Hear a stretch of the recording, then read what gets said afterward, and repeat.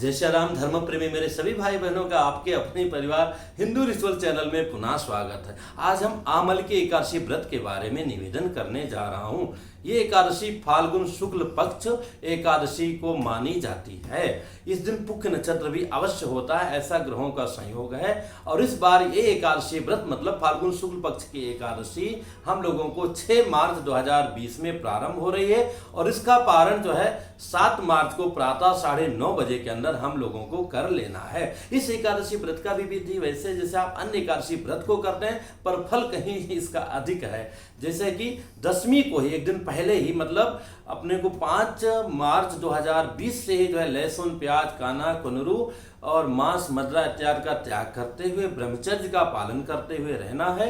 एकादशी को प्रातः उठ करके सूर्योदय के पहले अथवा बाद में ही आसपास कोई भी जलाशय, नदी है, पवित्र जो है सरोवर है, वहां जाके स्नान करें।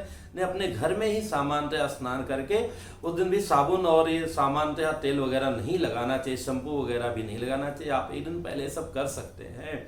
और जो नेल पॉलिश वगैरह, लिपस्टिक वगैरह अगर आप व्रत हैं तो बिल्कुल हाथ जोड़ के प्रार्थना कभी मत लगाएं। जो स्प्रे वगैरह भी मारते हैं उन सब में भी कहीं ना कहीं अल्कोहल रहता है, उनसे भी बचना चाहिए।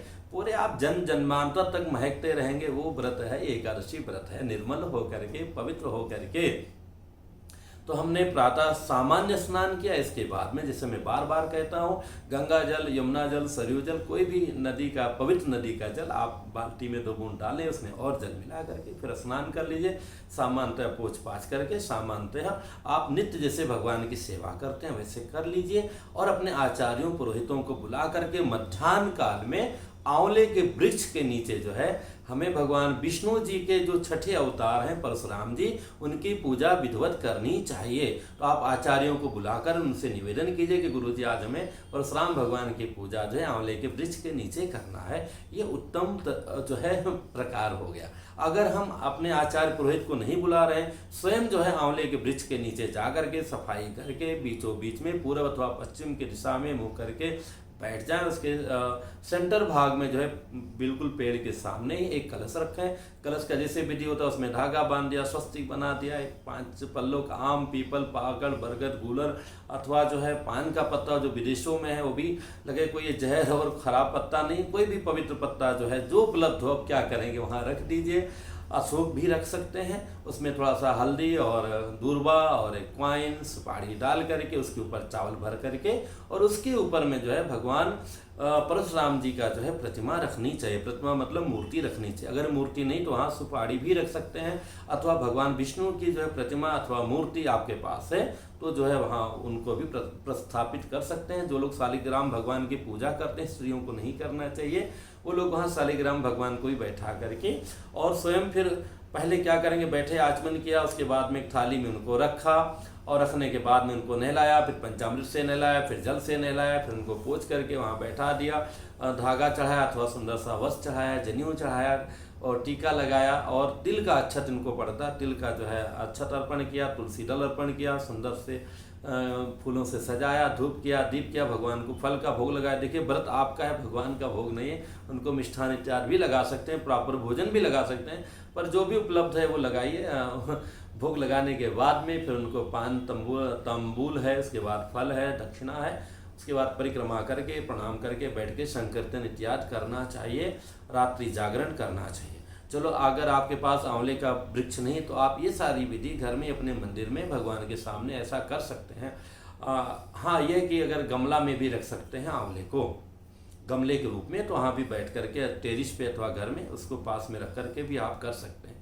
वो भी नहीं, कोई बात नहीं, नीचे बैठ गए चौकी पर, पाटला पर अथवा जहाँ भी व्यवस्था हुआ भगवान की सेवा करके उनको नित्य से ज़्यादा तुलसी दल अर्पण कर दिया, पुष्प अर्पण कर दिया, सजा दिया और अभिषेक वगैरह करना जानते तो भी कर लिया।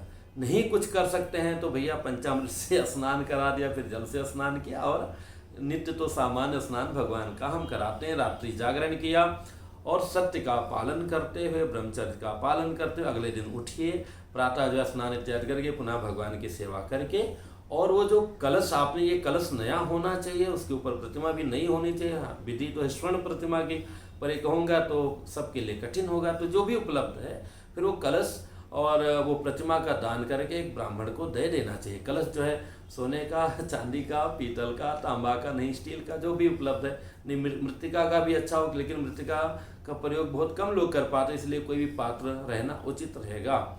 वो जो है दक्षिणा के साथ में ब्राह्मण को दान कर देना चाहिए।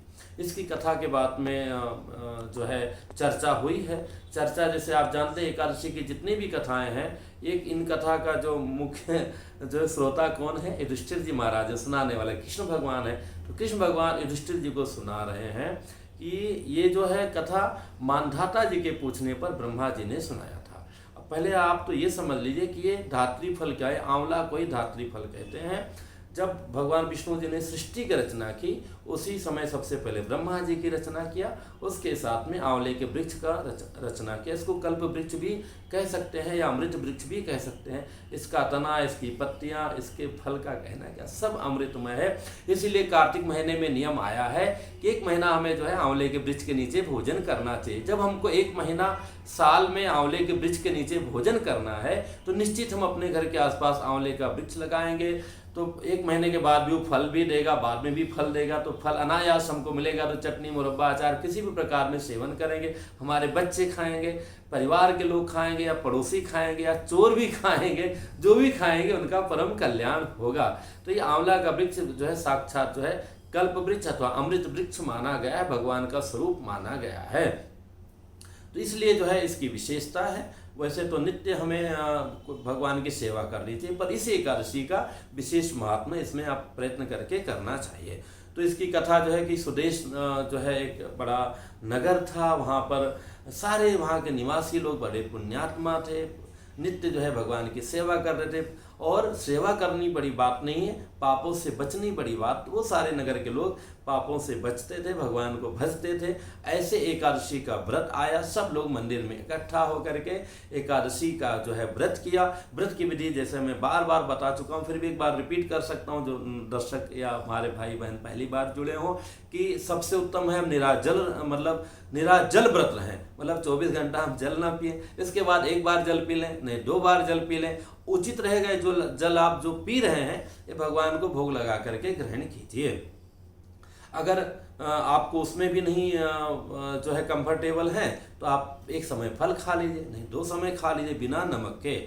अगर आपको कोई परेशानी है, बीपी है या शारीरिक कोई ऐसी दिक्कत है शारीरिक रूप से, तो आप जो जैसा डॉक्टर ने बताया हो अथवा आपको कंफर्टेबल लगता है वैसा आप कर लीजिए। पर हाँ, भूल कर भी लहसुन, प्याज, मांस, मदिरा इन सब का जो है त्याग करना है। उसमें भी और भी बड़ी बात है, बैगन है, कुंदरू है और मसूर की दाल वगैरह का सेवन बिल्कुल नहीं करना चाहिए। सामान्यतः जो रोटी और इस तरह से, और चावल भी 1-1 दाना चावल 1 किले के बराबर होता है, ये बिल्कुल ग्रहण नहीं करना है।